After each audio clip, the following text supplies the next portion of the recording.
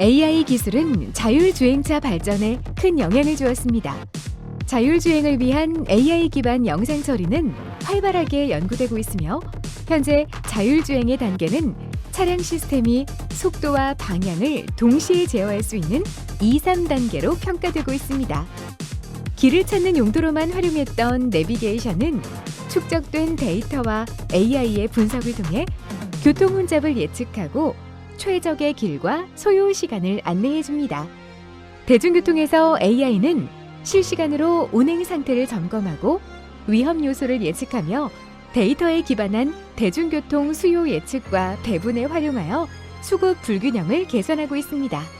육상뿐만 아니라 공중에서는 항공기의 안전 운항을 위해 항공교통관제, 기상 상황 등의 AI 기술을 활용하고, 해상에서는 물류, 여객, 레저를 위한 자율 운항 기술의 AI 연구가 활발하게 진행되고 있습니다.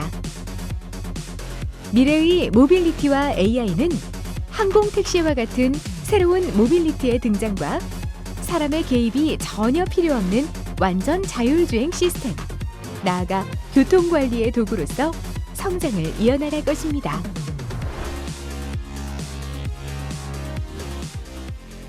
오늘의 기조 강연은 장동선 박사님입니다.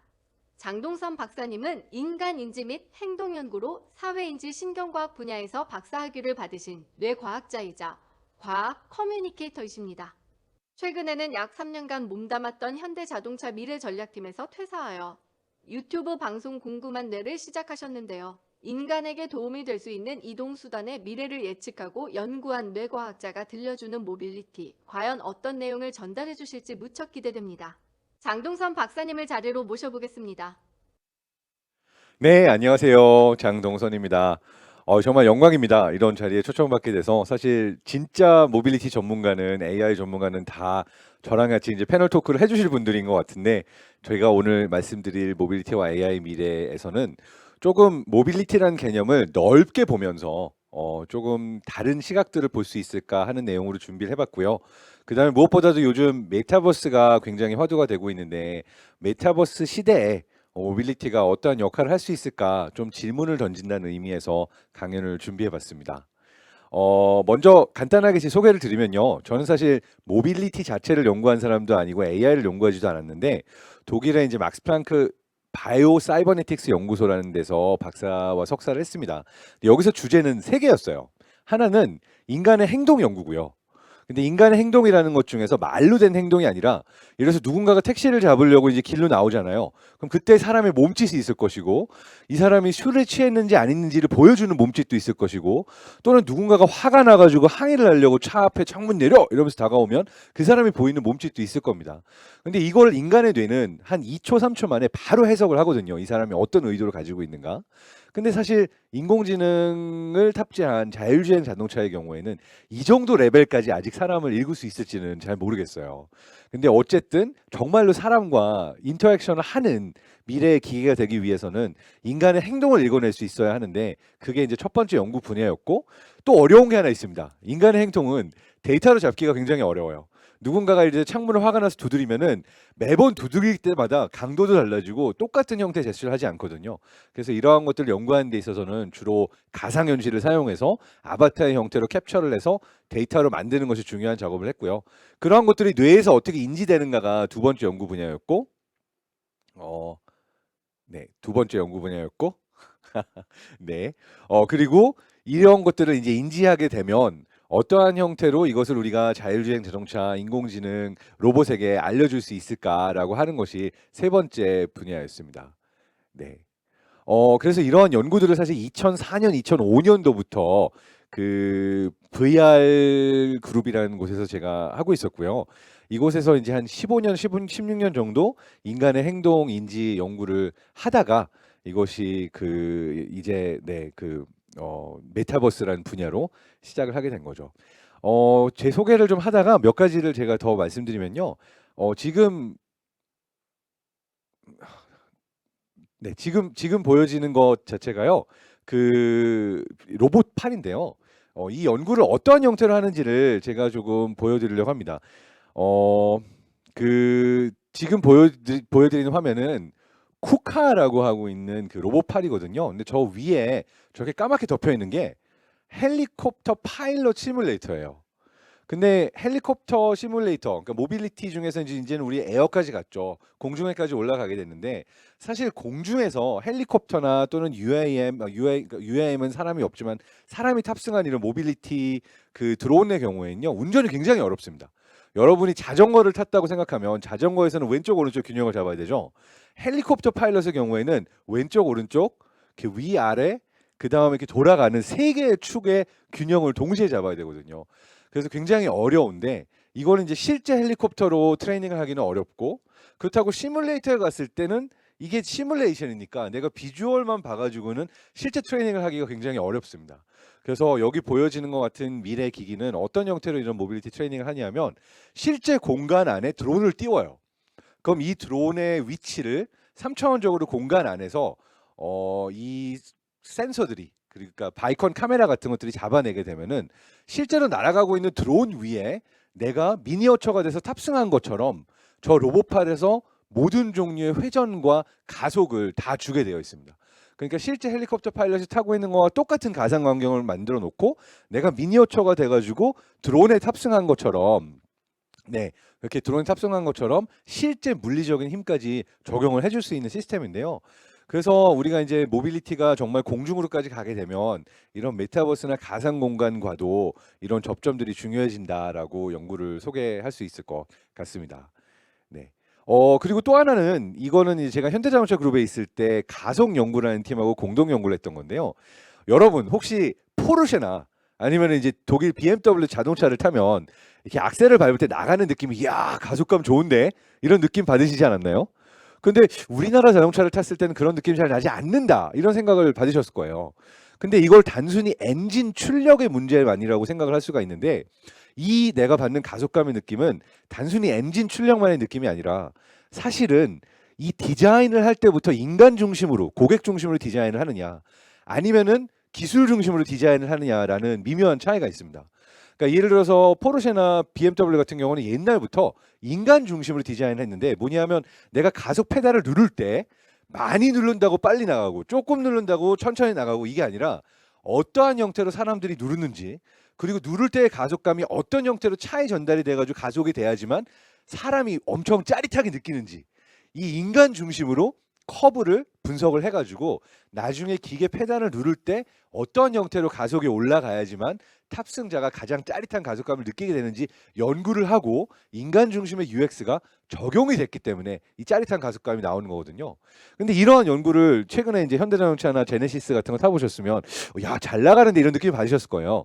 이제는 그 우리나라 자동차도 이런 형태로 고객 중심, 인간 중심으로 가속감 연구를 하고 있습니다. 그래서 모빌리티의 미래에 있어서 방금 말씀드린 것 같은 말로 설명하기 어려운, 야 이 차 정말 잘 나간다, 이런 가속감을 잡아내는 패턴 분석도 인공지능이 하고 있고요. 그리고 디자인 단계에서도 이러한 가속감을 전달해 주는 것 자체가 인간 중심의 디자인이 필요하다라는 거를 이런 연구에서 저런 형태로 이제 연구를 해가지고 차량에도 적용이 되게 하고 있습니다. 다음, 네, 다음. 네. 그리고 우리가 생각하는 것보다 모빌리티라는 것의 정의 자체가 굉장히 넓어졌어요. 예전에는 모빌리티 그러면 자동차를 떠올렸죠. 또는 뭐 자동차, 우리 우버라든지 택시라든지, 어떻게 보면은 좀 있으면 우리가 또 같이 대화 나누게 될 자율주행 택시 세상까지 오게 되는데, 모빌리티라고 하는 게 사실 지금은 영역이 굉장히 넓어졌습니다. 그래가지고 모빌리티라는 개념이 사실 자동차뿐만이 아니라 가상 세상으로 가게 되면은 이 통신 또는 미래의 어떤 가상현실 속에서의 이동까지도 이동으로 보여줄 수가 있고요.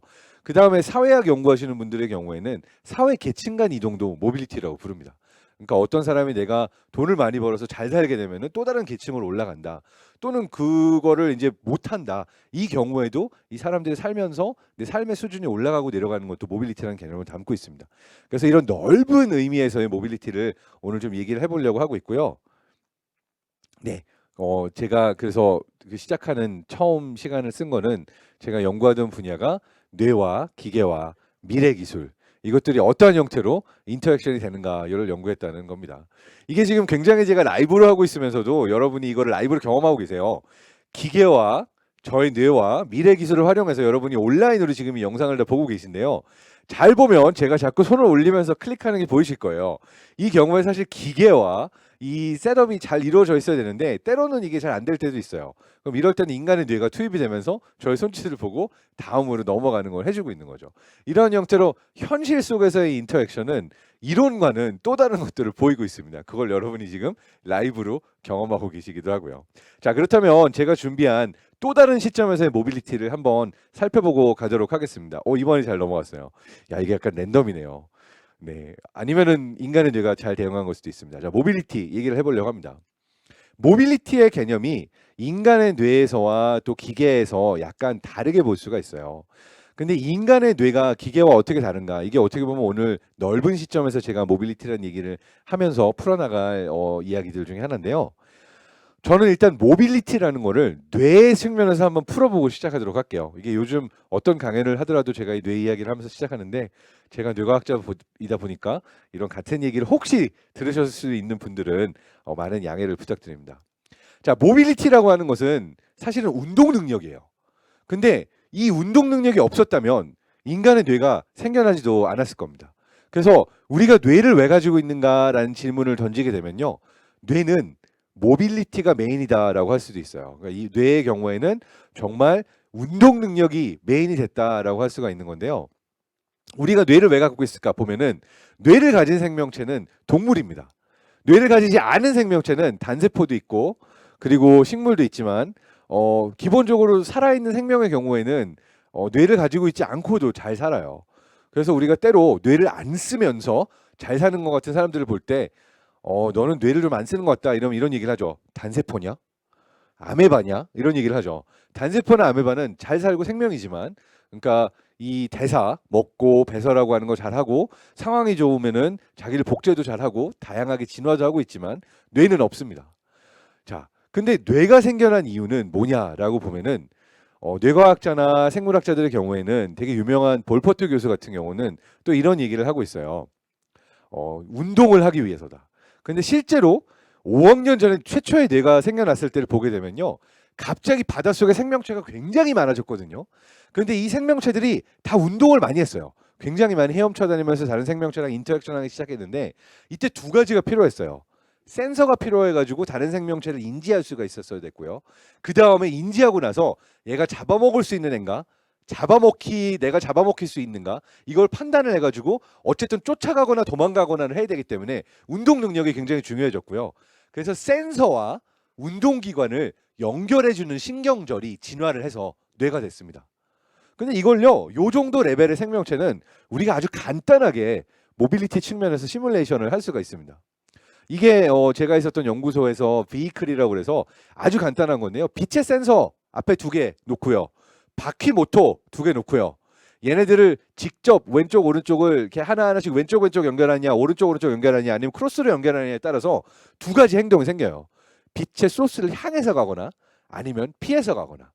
그래서 이러한 형태로 우리가 사실은 감각기관과 운동기관만 연결해서도 생명체가 보이는 아주 간단한 행동들을 모빌리티 측면에서 굉장히 쉽게 프로그래밍을 할 수가 있습니다. 그렇다면 여기까지는 어떻게 보면 연결만 해주면 되지 뇌가 있을 필요는 굳이 없잖아요. 그냥 프로그래밍 되어 있는 대로 행동을 잘 할 수가 있으니까. 근데 뇌가 생겨난 거는 사실 조금 더 심오한 그 이유 때문입니다. 저 이거 놓고 그냥 손짓으로 할게요. 왜냐면 이게 됐다 안 됐다 하니까 조금 어려운 것 같아요. 자, 뇌가 왜 생겨났느냐라고 할 때 뇌는 운동을 위해서 생겨났다라고 하는 게 이제 그 데니얼 볼퍼트라고 하는 뇌과학자가 얘기했던 건데요. 대표적인 예로 이런 것들을 보이고 있어요. 뭐냐면 초기 생명체, 그러니까 캄브리아기의 삼엽충이나 아까 보였던 예쁜 꼬마 선충처럼 우리가 모빌리티로 행동 프로그래밍하기 쉬운 애들을 이렇게 한번 놓고 봤을 때 또 다른 생명체가 있습니다. 바로 뭐냐면요. 말미잘 멍게과, 성게과의 생명체인데요. 얘는 유충 때는 바다를 막 헤엄쳐 다녀요. 운동 능력이 있습니다. 그리고 뭘 하냐 하면 어디에 가야 내가 죽을 때까지 양분을 끊기지 않고 얻을 수 있을까? 요즘 말하는 좀 속된 말로 번역을 하면 어떻게 하면 평생 동안 꿀 빨면서 살 수 있을까? 라고 하는 이제 꿀을 찾아 나서는 시기에는 운동 능력도 있고 뇌도 있는 거죠. 그러다가 꿀을 찾았어요. 그러면은 이렇게 정착을 합니다. 딱 정착을 해가지고 말미잘처럼 딱 붙어가지고 그 다음부터 이동을 안 하거든요. 운동 능력을 잊어버려요. 근데 운동 능력을 포기하는 순간 제일 처음 하는 게 뭐냐면요, 바로 자기 뇌를 깨끗이 먹어서 소화시켜 버립니다. 그 다음부터 죽을 때까지 뇌 없는 존재로 살지만 어쨌든 꿀 있는 동네를 잘 찾았으면 뇌 대신 꿀을 선택한 거죠. 그래서 제가 가끔 이렇게 미래를 꿈꾸는 분들이나 공무원 분들한테도 이런 질문을 해요. 당신은 꿀을 선택하시겠습니까? 뇌를 선택하시겠습니까? 그럼 많은 분들이 굉장히 아쉬움을 느끼며 뭐 뇌가 없어도 난 꿀만 있으면 잘 살 것 같은데 라고 꿀을 이렇게 선택하시는 분들이 굉장히 많거든요. 근데 그러면 이제 제가 말씀드리고 싶은 결론은 이겁니다. 우리가 뇌를 가진 이유는 사실은 꿀이 끊길 수도 있기 때문이에요. 꿀이 평생 동안 끊기지는 않을 거라고 생각하고 깨끗이 소화해서 먹어버렸는데 더 이상 꿀이 나오지 않아요. 그러면 죽는 겁니다. 그냥 멸종하는 거예요. 그렇기 때문에 뇌는 끊임없이 변화하는 세상 속에서 내가 액티브하게 운동하기 위해서, 이동하기 위해서 뇌가 진화를 했다. 그러니까 뇌를 포기하시면 안 됩니다라고 말씀드리고요. 이러한 뇌의 측면에서 보게 되면 모빌리티라는 거랑 뇌가 진화한 거랑 아주 원초적으로 맞닿아 있습니다. 그러니까 뇌의 진화 자체가 움직이기 위해서, 더 좋은 곳을 변화에 대응하기 위해서, 내가 움직이기 위해서 뇌가 진화했다라고 하는 거를 가장 원초적인 의미에 있어서의 어떤 모빌리티라고 할 수가 있고요. 뭐 5학년 진화는 빠르게 넘어가도록 하고요.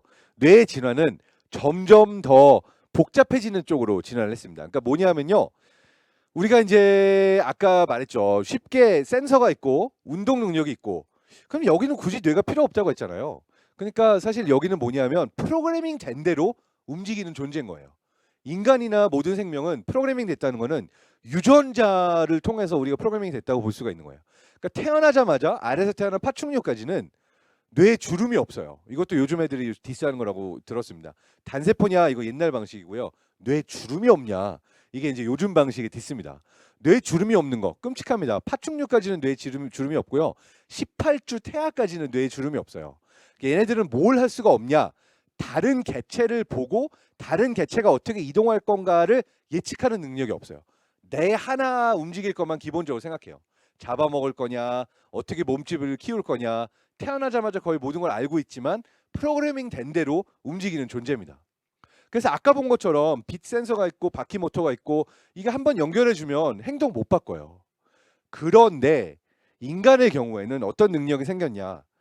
타고난 유전자가 저기 꿀이 있어 가야 돼 라고 하더라도 아니야, 꿀 너무 많이 빨면 독이야 라는 걸 알아가지고 본능적으로 타고난 프로그래밍을 스스로 재프로그래밍 할 수 있는 능력이 생긴 거, 이 업그레이드가 인간의 뇌가 가지고 있는 능력이고요. 또 하나는 뭔가 자극이 오는 걸 나는 못 봤어요. 신호를 쓰나미가 덮쳐오는데 난 못 봤어요. 근데 주변 애들이 갑자기 다 도망치는 거예요. 그러면은 인간은 똑똑해서 내가 쓰나미를 못 보고 위험을 감지 못했어도 다른 개체들의 이동 패턴만 보고도 내가 따라가면 살아남습니다. 이러한 다른 개체의 움직임까지 파악하는 능력. 그러니까 어떻게 보면은 하나의 개체의 움직임만 프로그래밍 되어 있는 게 아니라 되게 다양한 다른 애들이 다 움직이고 있는 안에서 난 어떻게 움직여야 되는가라는 인지까지 할 수 있는 능력이 인간의 뇌에는 생겼다고 볼 수가 있는 거죠. 이 두 가지 때문에 뇌에 주름이 생겼고 용적이 늘어났고 우리의 예측 능력이 올라가야 되게 된 겁니다. 사실 이렇게 뇌를 볼 수도 있어요. 이동을 한다. 아무런 변화가 없으면 이동을 할 필요가 없잖아요. 그 얘기는 뭔가 상황이 계속 변화하기 때문에 이동해야 되는 일들이 생겨나는 겁니다. 근데 내가 언제 이동해야 되는지, 언제 조용히 있어야 되는지, 언제 움직이지 않아야 되는지 이거를 알려면, 그러니까 미래를 예측하려면 과거의 데이터가 필요한 거고, 과거의 데이터 중에서 무한정 쌓아놓을 수가 없이 쓸모 있는 데이터만 뽑아야 되니까 이게 결국 뇌의 용적을 늘린 거거든요.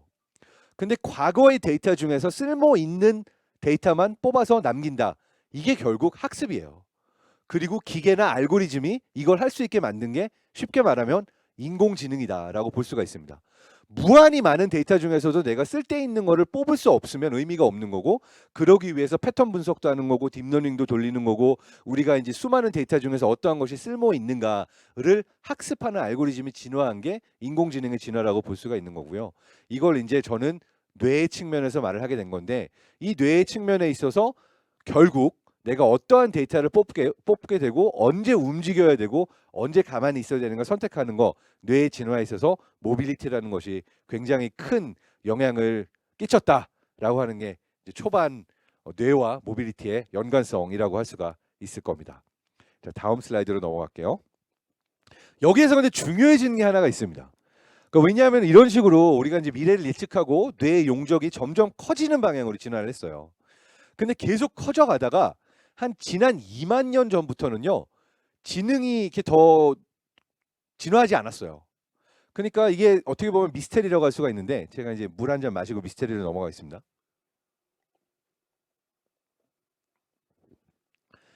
2만 년 전부터 인간의 지능이 거의 진화하지 않은 거예요. 거의 진화하지 않은 것만이 아니라 심지어 뇌의 용적이 한 15% 정도 줄었다라고 한 연구도 있어요. 이거 이상한데? 무어의 법칙, 반도체, 뭐 우리가 수없이 많은 알고리즘과 연산 능력, 기계의 진화를 보면 점점 빨라지고 연산 능력이 올라가고 능력이 올라가는데, 인간의 뇌는 2만 년 동안 진화를 거의 안 했는데 심지어 줄어들기까지 했다고?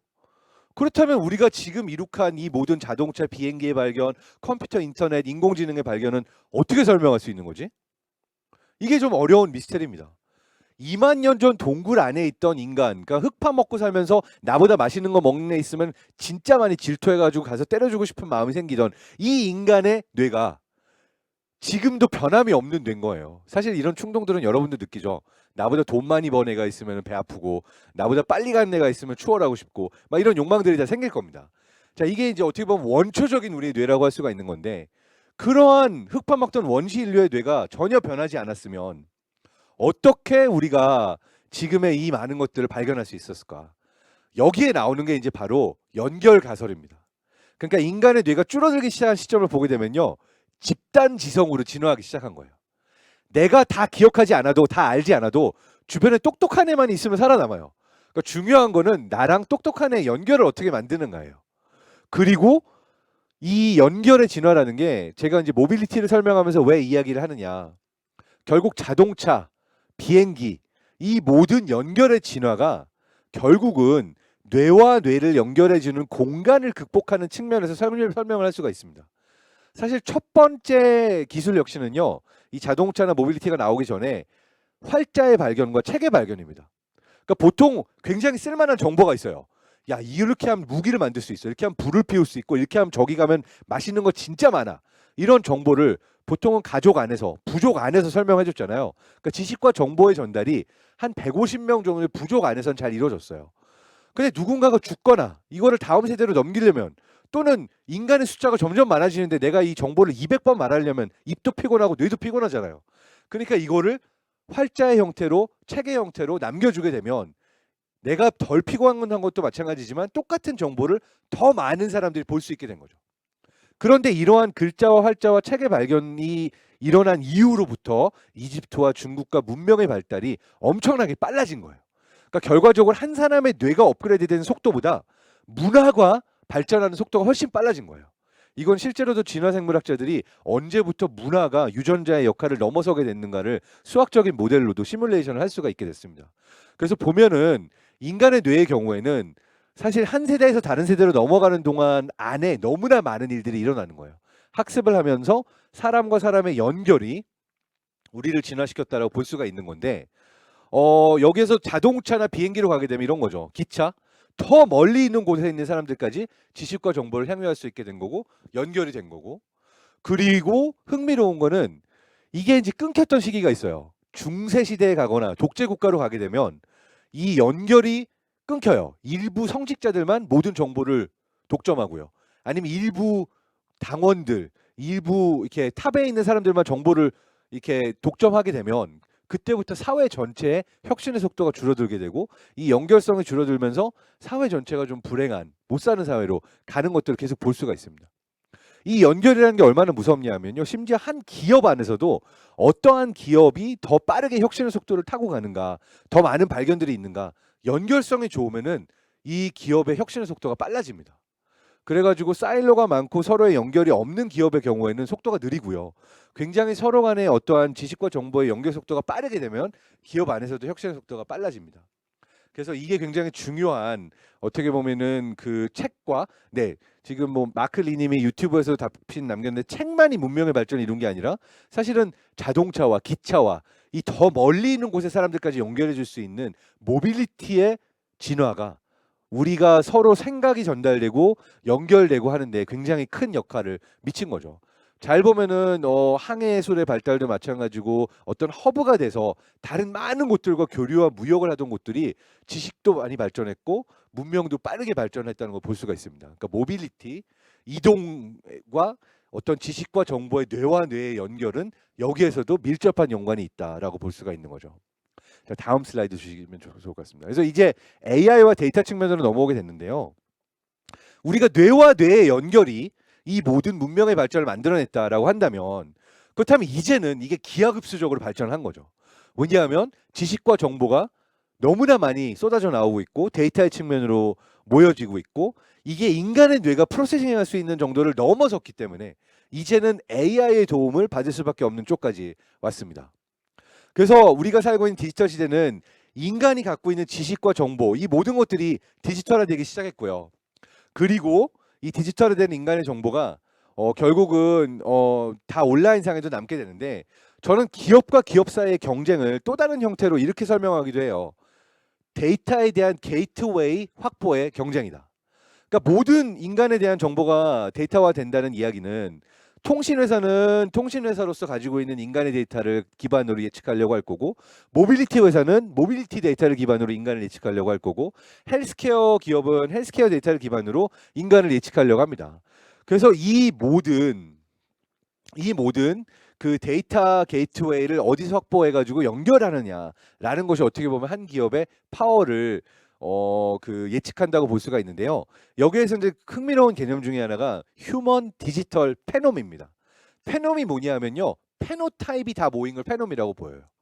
그러니까 휴먼 게놈 프로젝트가 이미 완성이 됐어요. 인간의 유전자를 다 해독을 했는데 그럼에도 인간은 완벽하게 예측을 못해요. 그 이유는 뭐냐면 유전자를 갖고 있는 거랑 이게 어떻게 발현이 돼서 표현이 되는가랑은 다른 거죠. 예를 들어서 내가 조금 더 기름진 음식을 좋아하는 유전자를 갖고 있을 수 있지만 인간은 스스로를 재프로그래밍 할 수 있기 때문에 그럼에도 불구하고 나는 다이어트를 좋아하는 사람으로 스스로를 재프로그래밍해서 내 식단을 바꿀 수가 있는 거죠. 그렇다면 내가 어떤 음식을 좋아하고 어떤 선택을 하면서 살아가는가 이거는 결국 나의 표현형으로 나오는 거예요. 근데 나의 표현형이 디지털화되고 모두 모인 게 휴먼 디지털 페놈이라고 우리가 볼 수가 있는 건데 결과적으로 우리가 해독하고 인간을 예측하는 거는 유전자만으로 해독할 수 있는 것이 아니라 이러한 페놈을 통해서 우리가 예측할 수 있게 된다라고 볼 수가 있습니다. 그래서 인간을 어떻게 예측하고 인간을 어떻게 그 데이터를 기반으로 인간이 어떤 존재가 될 것인가라고 하는 걸 예측하는 것이 AI가 사실 투입되는 굉장히 큰 영역 중에 하나입니다.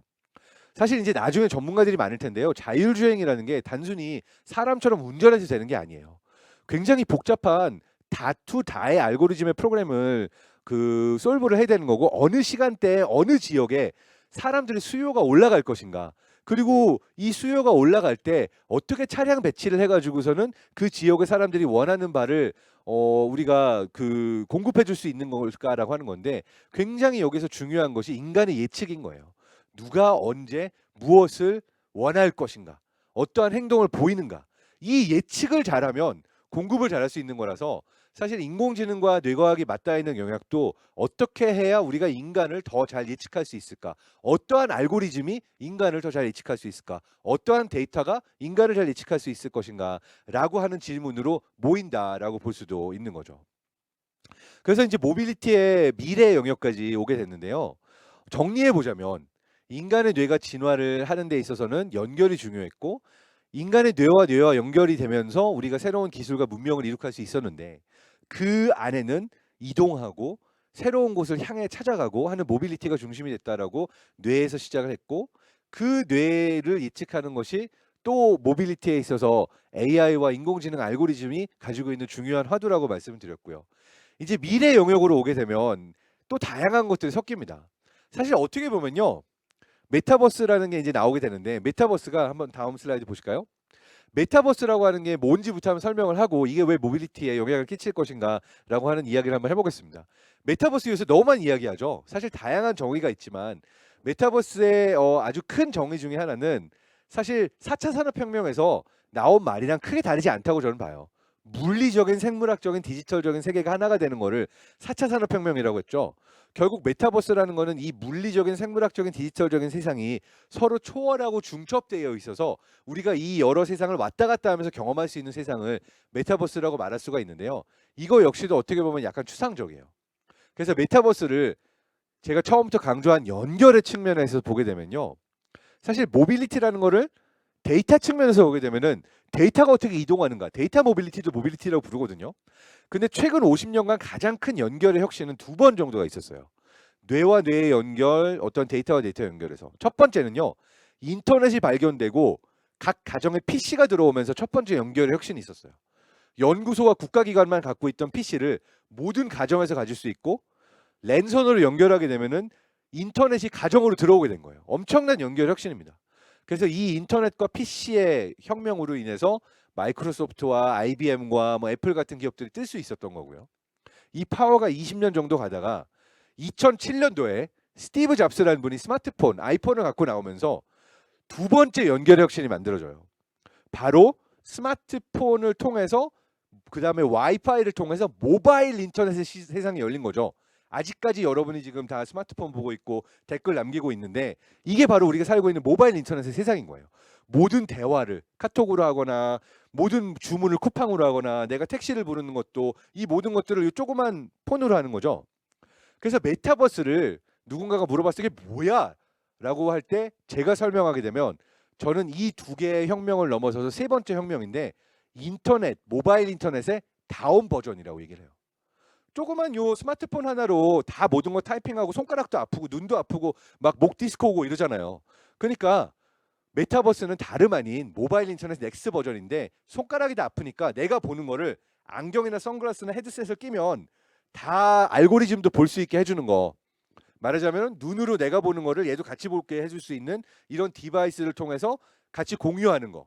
그러면 여기에다가 내가 타이핑을 할 수가 없으니까 웨어러블이나 아니면은 자율주행차에 들어가는 라이다를 통해서 내 손의 움직임을 다 시뮬레이션 할 수 있으면 내가 공간 속에서 몸을 움직이고 내가 보는 거를 알고리즘도 볼 수 있게 해주는 형태로 연결된 게 진정한 메타버스, 그러니까 인터넷의 다음 단계다라고 볼 수가 있는 거죠.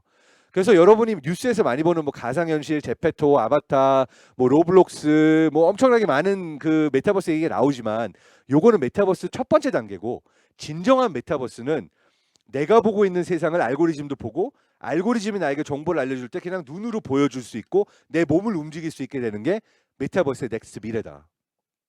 자, 이거는 어떻게 보면 두 가지 시나리오가 있을 수 있어요. 단순하게 생각하면 그럼 모빌리티가 필요 없어지는 거 아니야? 이거 모빌리티 산업이 망하겠는데? 로 생각할 수도 있어요. 단순하게 생각하면. 내가 안 가도 텔레포트한 것처럼 딴 쪽하고 연결이 될 수 있는 거잖아 라고 생각을 할 수가 있는 거지만 이건 약간 1차원적이고 사실 여기에서 우리가 한 걸음 더 가게 되면은 공간과 공간이 연결해 있어서 내가 자율주행 자동차나 아니면은 다른 기계들이 보고 있는 이 움직임의 데이터를 나의 뇌랑도 공유해 줄 수 있는 시스템이 생긴 거죠. 그러니까 말하자면 이렇게 되면은 또 다른 인터페이스를 통해서 내가 실제 세상 속에서 움직이거나 어디 가는 거를 하지 않지는 않을 거고 다만 이 이동에 있어서 조금 더 인투이티브하게 조금 더 직관적으로 내가 조금 더 심레스하게 이동이 이루어질 수 있을 것이다 라고 하는 두 번째 실제 세상 속의 인터액션의 시나리오가 있을 수가 있을 겁니다. 근데 어쨌든 모빌리티라는 것이 요 또 다른 연결의 혁명이 오게 되면 메타버스 혁명이 오게 되면 한 차례 또 바뀌게 될 거고요. 이거를 준비해야 될 필요성도 있기는 할 겁니다. 그래서 이 메타버스에는 지금 전 세계 시가총액 10위 기업들의 8개가 다 우리가 메타버스 기업이 되겠다라고 뛰어들었어요. 그중에 이제 제일 앞에 뛰어든 기업이 페이스북하고 마이크로소프트입니다. 그래서 마이크로소프트와 페이스북이 어떠한 형태로 메타버스를 이야기를 하는지를 사실은 영상을 갖고 왔는데 생각해보니까 이 기업 영상, 홍보 영상을 굳이 10분 동안 볼 거는 없을 것 같고 제가 이제 간단하게 설명으로 넘어가면요. 메타버스는 단순히 가상현실 게임 속 세상이 아니라 모든 플랫폼에서 인터넷처럼 연결될 수 있는 거라서 앞으로 우리는 야 메타버스 이렇게 말 안 하게 될 거예요. 요즘 인터넷 얘기 안 하잖아요. 그냥 자연스럽게 다 인터넷에 연결되어 있는 거지. 너무 당연하게 모든 기업들이 사용하는 거지 따로 인터넷 뭐 너희 회사 인터넷 있어? 이런 얘기 안 하죠. 마찬가지로 메타버스도 우리 일상 속의 일부가 될 거다라고 하는 게 하나의 예측이고요. 이게 아마 언제부터 일어나게 될 거냐. 하드웨어가 중요할 거예요. 그래서 페이스북 오큘러스 퀘스트의 다음 모델, 페이스북이 아니죠. 메타. 이제 메타라는 기업의 다음 헤드셋 모델은 내년 말에 나올 거라고 하고요. 얼마 전 한 달 전에 나온 거는 레이벤 선글라스도 나왔어요. 레이벤 스토리즈라고 그래서 선글라스 쓰면은 인스타에 올라갈 사진들이나 영상을 그냥 클릭만 하면 다 녹음이 되고 내가 보는 걸 그대로 사진도 찍을 수 있고 볼 수가 있어요. 선글라스 형태로. 그리고 이제 이게 업그레이드된 헤드셋이 있는데 여기서 시스템이 좀 재밌어요. 오큘러스의 경우에는 이게 뇌과학하고 연결해서 내 웨어러블을 통해서 손의 위치를 잡아내고요. 근육 신호로. 애플 글래스의 경우에는 라이다가 4개, 라이다 센서가 4개 들어가 있어서 자율주행 자동차가 인간의 몸의 움직임을 인지하는 것처럼 내 손의 움직임을 인지하도록 되어 있는데요. 요게 실제로 손의 움직임이 내가 이렇게 할 때 눈에 뭐가 보이고, 이렇게 할 때 눈에 뭐가 보이고, 이렇게 할 때 눈에 뭐가 보이고, 이렇게 할 때 눈에 뭐가 보이는지를 이미 100개가 넘는 특허로 다 나와 있어서 표준화까지 하고 있습니다. 그러니까 스마트폰 처음 나왔을 때 생각해 보면 입력을 어떻게 하는지가 되게 중요했어요. 내가 더블 클릭하고 스와이프하고 터치 스크린이라는 게 없었으면 스마트폰에 모바일 인터넷이 없었을 텐데 메타버스에서 내가 안경 쓴다고 끝나는 게 아니라 그럼 내 눈에 보여지는 거는 어떠한 형태로 내가 손을 움직일 때 보여지는가 이게 다 표준화가 돼 있지 않으면은 안 됩니다. 마이크로소프트 영상 넘어가고요. 페이스북 영상도 넘어가고요. 한번 보시면 될 거예요. 그래서 결국은 요 메타버스라는 거는 우리가 어떻게 서로 상호작용할 것인가라고 하는 거를 보여주는 것이고 이 미래에 있어서는 3가지 정도의 미래가 중요하다라고 볼 수가 있는데 하나는 이게 굉장히 중요한 겁니다. 이게 오픈 플랫폼으로 저마다의 기업들이 다 플랫폼을 만들 것인가 아니면 중앙화된 시스템으로 통제할 것인가. 중국 같은 사회는 이미 중앙화된 시스템으로 얼굴 인식, 인공위성 천왕이라고 하는 프로젝트를 통해서 5분 만에 내가 어디 있는지 5만 명의 그 운동 경기장 안에서도 내 얼굴을 잡아낼 수 있어요. 영국 기자가 실험을 했었어요. 나 잡아봐라 이래가지고 내가 입국한 다음에 어딘가로 숨어볼 테니까 내가 입국하고 어디인가 숨으면은 내 얼굴 인식을 통해서 얼마나 중국 공안이 빨리 잡아냈나 실험을 했는데 5분도 안 돼서 잡아냈어요. 대만이나 홍콩에서 범죄자로 있었던 분들이 중국 본토에 들어갔다가 몇 분 만에 잡혔어요. 그런 형태로 이미 이 CCTV와 이 모든 그 영상 얼굴 인식을 통해서 국가가 다 잡아낼 수 있는 시스템이 마련되어 있고요. 그리고 이 모든 온라인 커머스나 메타버스 기업들을 중국에서는 이렇게 잡는 이유가 모든 거를 국가 기반으로 통제하겠다 이런 거고요. 페이스북이 메타가 되고 근데 미국 국회 불려가면서 청문회에서 엄청 두들겨 맞고 있는 이유는 미국의 경우에는 여러 기업들을 통해서 재편되고 있는데 이 과정에 있어서 금융에도 손을 대고 암호화폐나 디지털 화폐를 통해서 돈이라는 것 자체에도 손을 대고 있고요. 그러니까 이 가상 공간에서 일어나고 있는 모든 것에 대해서 국가가 통제권을 잃게 되면서 기업들이 하고 있는 부분에 대해서 상당히 기분 나빠하고 있는 그런 2가지의 플랫폼들이 있습니다.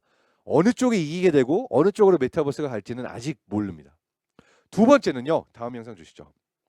그래서 이런 메타버스가 오기 위해서는 하드웨어도 필요하고 컴퓨팅 능력도 필요하고 네트워크와 통신 시스템과 플랫폼과 결제 시스템과 콘텐츠를 프로바이드하는 여러 쪽이 필요할 텐데 모빌리티 역시 이러한 메타버스 안에서 굉장히 중요한 역할을 하게 될 거예요. 내가 A라는 곳에서 B라는 곳을 어떻게 이동할 것인가 라고 하는 것을 어떠한 형태로 이 안에서 디자인할 것인가 라고 하는 게 굉장히 큰 화두로 남고요. 그리고 보시면은 여러 회사들이 다 자기들이 메타버스를 하겠다고 주장해서 이게 대체 어떻게 변할 건가라고 하는 거는 아직 모르고요. 여기서 중요한 거는 하나 전 보여주세요. 과연 가상현실로 도망가는 세상이 될 것인가? 아니면 실제 세상 속에서 더 많은 사람들과 재미있게 어울릴 것인가? 이게 이제 메타버스의 또 다른 중요한 화두인데요. 저는 여기에 키를 모빌리티가 쥐고 있다고 생각합니다. 저는 포켓몬고 같은 게임을 좋아했던 게 실제 세상 속에서 다른 사람들을 만날 수 있는 기회를 줬기 때문이라고 생각해요. 그래서 모빌리티의 경우에도 내가 보다 손쉽게 한 곳에서 다른 곳으로 여행하고 심지어 비행기나 항공 모빌리티를 통해서 다른 곳으로 갈 수 있는 거리가 짧아지는 것이 뇌와 뇌의 연결을 도와주면서 저는 메타버스가 오더라도 내가 집에 앉아가지고 그냥 헤드셋 쓰고 어딘가 가상 속 세상으로 도망가는 그런 현실이 오기보다는 실제로 보다 재밌게 세상을 탐험할 수 있는 그리고 모빌리티가 그걸 도와주는 세상이 되었으면 좋겠다라고 꿈꾸는 부분이 있고요. 여기에 아마 자율주행 기술이 들어오게 되면서 그리고 또 다른 많은 연결들이 오게 되면서 굉장히 재미있는 그런 방법론들이 더 많이 생겨날 거라고 생각을 합니다. 그리고 굉장히 중요한 건 이거죠. 누군가는 누리는데 누군가는 못 누리는 기술이 돼서는 자율주행이건 모빌리티건 AI건 굉장히 문제가 많아질 거라고 생각을 합니다. 특히 코로나19 한가운데 있어서 유엔에서 이런 프레스를 내놨어요. 예전에는 디지털 디바이드, 그러니까 누군가가 디지털 기술을 접속을 하고 있느냐, 이런 기술을 잘 알고 있느냐 아니냐가 예전에는 그냥 편리의 문제였는데 코로나19 한가운데서는 누군가가 죽고 살고 하는 생존의 문제가 됐다. 그러한 측면에서 봐도 어떠한 디지털 기술을, 자율주행 기술을, AI 기술을 누군가는 알고 있고 누군가는 모르는가라고 하는 이런 갭이 생기는 것 역시도 우리가 극복해야 될 굉장히 중요한 문제라고 보고 있습니다.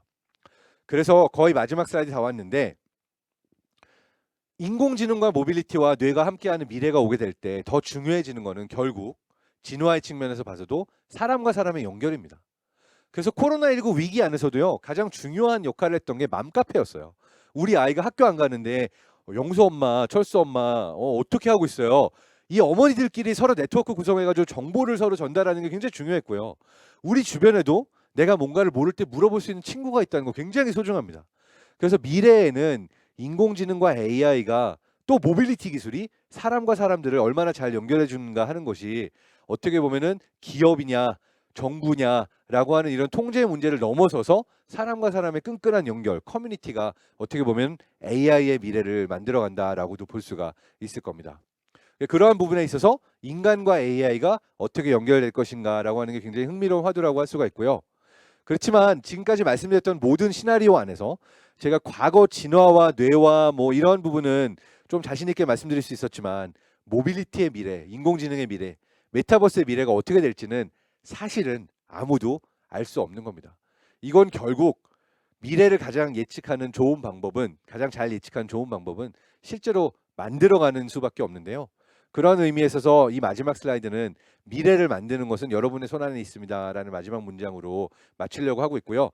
패널 토크에 함께하게 될 다른 분들은 전부 다 이러한 AI의 미래를, 모빌리티의 미래를 실제로 만들어가고 계신 분들입니다. 그래서 정말 이 패널 토크가 기대되고요. 여러분 모두 이러한 미래 기술에 대해서 너무 어렵게만 생각하지 마시고요. 많이 관심 가지고 봐주셨으면 좋겠고요. 혹시나 지금 댓글창에 올라오는데 제가 답변을 다 못 드렸다면 저의 궁금한 뇌 채널에도 오셔가지고 댓글 남겨주시면 제가 나중에 영상으로 답변을 드리거나 이런 부분에 대해서 답변을 드릴 수 있도록 노력하겠습니다. 여러분 강연 들어주셔서 감사드리고요. 이 행사에 초청해 주셔서 감사합니다. 패널 토크에서 뵙겠습니다.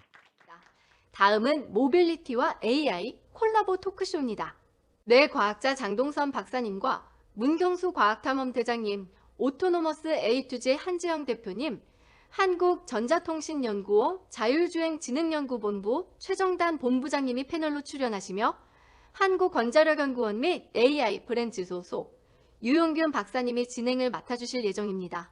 5분을 자리로 모시겠습니다. 온라인이지만 뜨거운 응원과 박수 부탁드립니다. 오늘은 마지막 날 모빌리티 주제로 이 시대 최고의 인플루엔서 분들과 그다음에 과학자분들을 모시고 토크쇼를 이어가 보도록 하겠습니다. 오늘 앞에 참 너무 강의를 재밌게 들었고요. 사실은 저는 이제 이런 모빌리티 인공지능 주제라면 자율운전 정도만 생각했었는데 정말 어떤 지능이나 생명체 그 자체에 대해서도 좀 생각해 볼 수 있는 좋은 자리였습니다. 그래서 앞에 잠깐 이제 지금 자기 소개하는 것부터 시작하겠습니다. 제가 먼저 소개를 드리면요, 저는 그 한국원자력연구원 인공지능 응용 전략실 실장이고 그다음에 충청권을 대표하는 인공지능 커뮤니티 AI 프렌즈 대표를 맡고 있는 유용균이라고 합니다.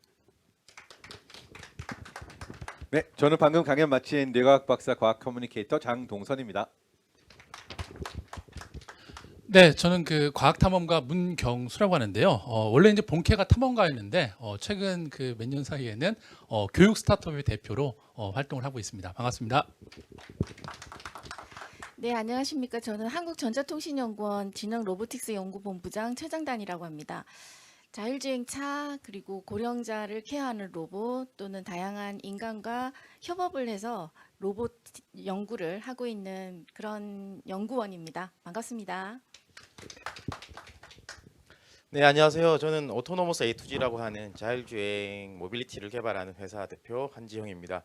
저는 기존에는 국내 자동차 회사에서 자율주행 시스템을 연구를 했었고요. 요즘에는 실제 그 자율주행 시스템을 저희가 실생활에 이용할 수 있는 그런 차량으로 직접 개발하기 위해서 마음 맞는 몇몇 엔지니어들과 같이 나와서 창업을 했고요. 충청권에서는 저희가 세종시에서 국내에서 최초로 로보택시를 상용화해서 현재 일반인들도 탈 수 있는 그런 서비스를 운영하고 있습니다. 네, 감사합니다. 네, 엄청 반가운 게요. 한지영 박사님하고는 저희가 카풀하면서 회사 출퇴근을 같이 하던 사이입니다. 네. 그래가지고 굉장히 반갑네요. 네. 네, 이렇게 또 보게 될 줄이야 또. 네. 네, 오늘 소개 들어보니까 좀 오늘 행사 좀 사회자로서 제가 좀 어울리지 않는다는 생각이 좀 많이 들고요. 여기 너무 훌륭한 분들이시고 또 말씀도 너무 잘하셔가지고 좀 걱정이 많이 됩니다. 그래서 오늘 행사는 사회자 무시하시고 편하게 서로 얘기하는 자리가 됐으면 좋겠습니다. 그래 지금 다음으로는 일단 주제를 하나씩 그냥 이렇게 화두를 던져볼까 합니다. 지금 이제 모빌리티 하면 보통 이제 자동차 기술 얘기하잖아요. 그래서 인공지능 기술이 최근에 이렇게 화두가 되면서 이런 이제 모빌리티 쪽이 어떤 변화가 있었는지에 대해서 간단하게 좀 말씀해 주실 수 있으신가요? 네, 뭐 간단하게 시작하고 넘기도록 하겠습니다. 그러니까 사실 모빌리티라는 게 이제 굉장히 다원화되기 시작했어요. 그래서 예전에는 자동차를 주로 생각했지만 이제는 자율주행차와 일반 자동차가 같이 도로에 다니고 그다음에 마이크로 모빌리티로 가게 되면은 사실 우리 전동 킥보드, 전기 자전거, 자전거 그리고 굉장히 다양한 뭐 세그웨이 같은 이런 그 개인형 모빌리티도 굉장히 많이 늘었고요.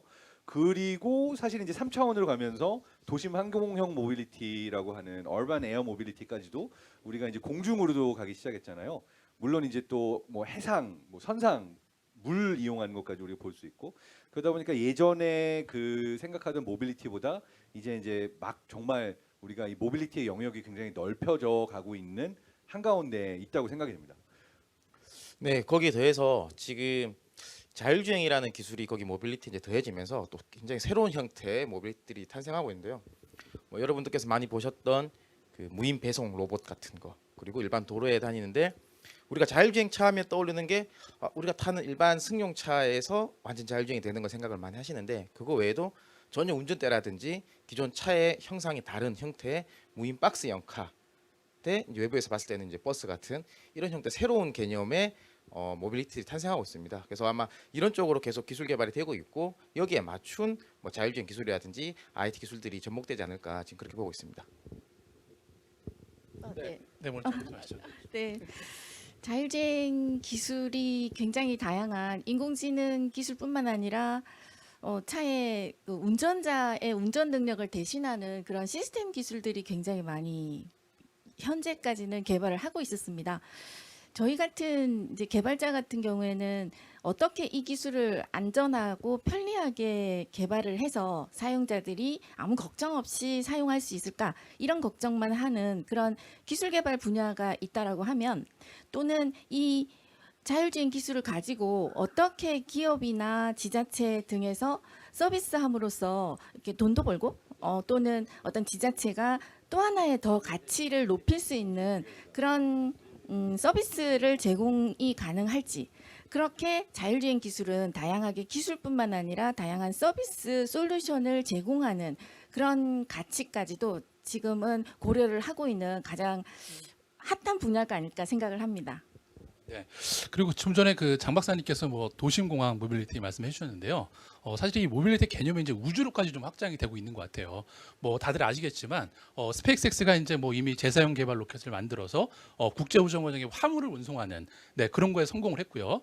그리고 뭐 작년부터는 실제 그 민간 기업에서 만든 그 우주선에다가 우주 비행사를 태워서 또 국제우주정거장까지 이렇게 왔다 갔다 하는 그런 영역까지 지금 확장이 된 것 같고요. 그리고 이제 좀 전에 그 유튜브 창에 어떤 분이 이제 화성에서 로봇가 자율주행하는 시대가 올까요라고 질문을 해주시는데 이미 왔습니다. 바로 이제 그 올해 그 2월 달에 그 나사에서 보낸 이 퍼서비어런스라는 탐사 로버가 실제로 자율주행으로 움직이고 있습니다. 왜냐하면은 이 로버가 사실 천천히 움직이고 이제 화성에 이제 여러 가지 환경 변수들이 있다 보니까 어떤 변수가 있을 때마다 항상 지구로 이제 그 통신을 보내서 가야 되냐 말아야 되냐 이걸 결정해야 되는데요. 너무 이 통신 인터벌이 길다 보니까 이 퍼서비어런스 같은 경우는 자율주행 지금 시스템이 도입된 걸로 알고 있다 보니까 이제는 정말 이 모빌리티가 우주의 영역으로까지 확장되는 게 아닌가라는 생각이 드네요. 또 마침 보니까 이 제가 댓글을 주로 읽으려고 하는데요. 댓글 중에 이제 자율주행 기술이 어디까지 왔냐, 언제 완성이 되냐 이런 질문들이 여러 개가 보였어요. 그래서 요 부분은 최 본부장님, 한 대표님. 네, 자율주행 기술 어디까지 왔나?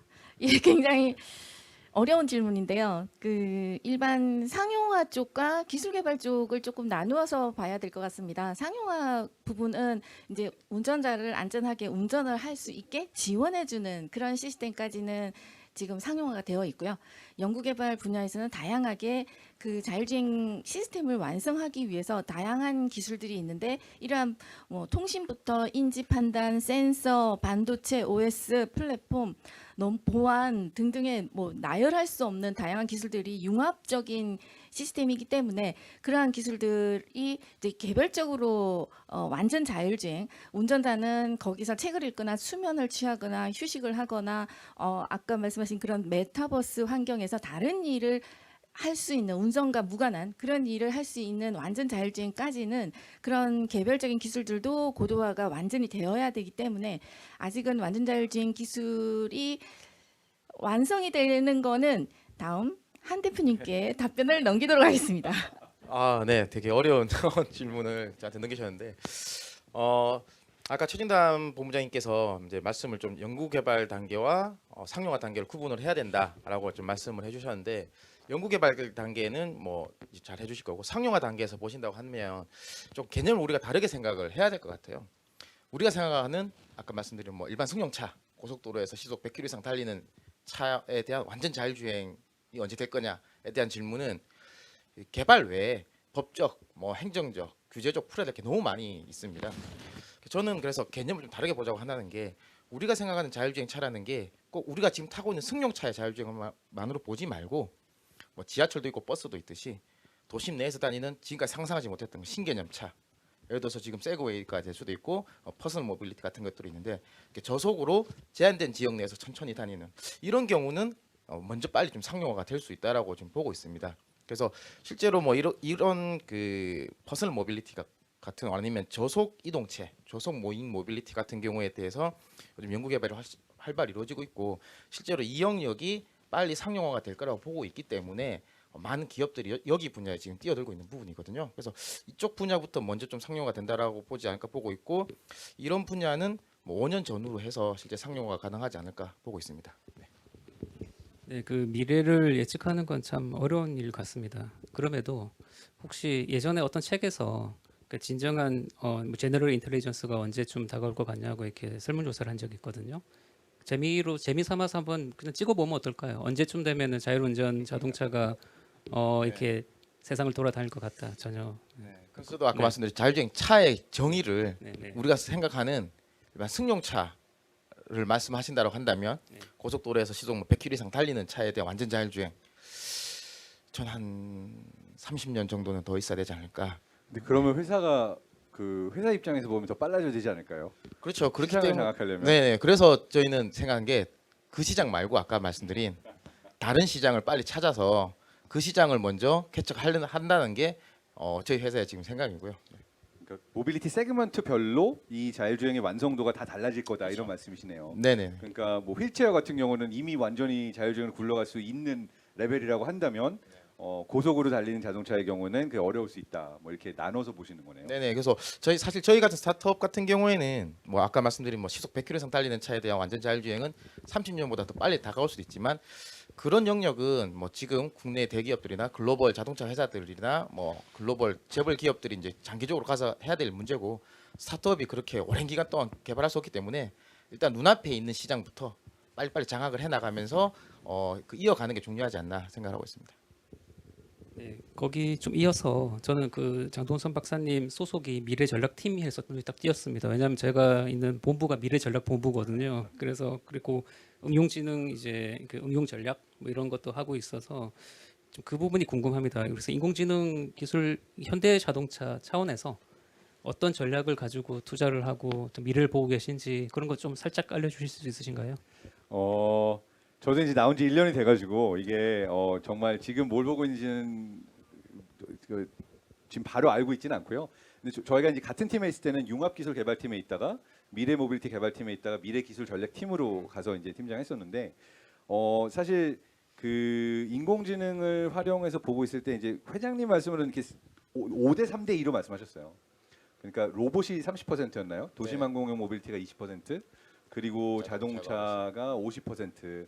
이렇게 보고 있었다는 게 이제 그 답변이고요. 근데 한 가지 말씀드릴 수 있는 건 있어요. 뭐냐면 우리가 지금 생각하는 것보다 훨씬 긴 시간의 연구 개발이 필요하다. 수소차가 나올 수 있는 데까지 한 13년 정도가 걸렸는데 사실 도심 항공형 모빌리티 같은 경우에도 날아다니는 차가 실제로 오려면 최소 10년에서 15년이 걸리거든요. 그 이야기는 꿈 같은 얘기지만 누군가가 10년, 15년 전에 준비하지 않으면 그것은 세상에 나올 수가 없다. 이게 하나의 메시지라서 어떻게 보면은 이제 큰 회사에 있을 때는 항상 내부에서는 어떻게 보면 싸움이죠. 스타트업도 싸움이지만 왜냐하면 지금 당장 수익을 내는 게 아니고 굉장히 많은 연구개발비만 가져가면서 미래 꿈 같은 이야기를 준비를 해야 되는데 그걸 또 준비하지 않으면은 뒤처져 간다. 그런 부분에 있어서 어떻게 보면 이제 미래 기술 전략팀이나 미래 전략팀이 약간 딜레마가 있는 것 같고요. 두 번째는 제가 이제 나오기 직전에 예측했던 기술들 두 가지가 이제 헬스케어 분야랑 커뮤니케이션을 봤어요. 그래서 미래에는 메타버스처럼 이제 커뮤니케이션 자체 가상 공간으로 갈 거다라는 예측이 있었는데 사실 한 5년 이상을 보고 있었거든요.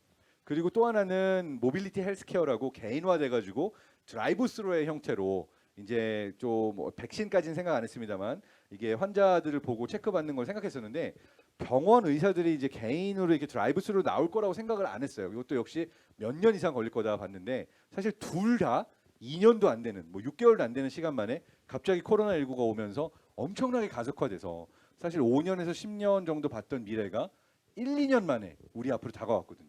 그래서 여기서 두 가지 딜레마가 있는 것 같습니다. 하나는 미래를 준비하는 데는 굉장히 오랜 시간이 걸리는데 실제로 지금 미래가 다가오는 속도는 너무 빨라지고 있다.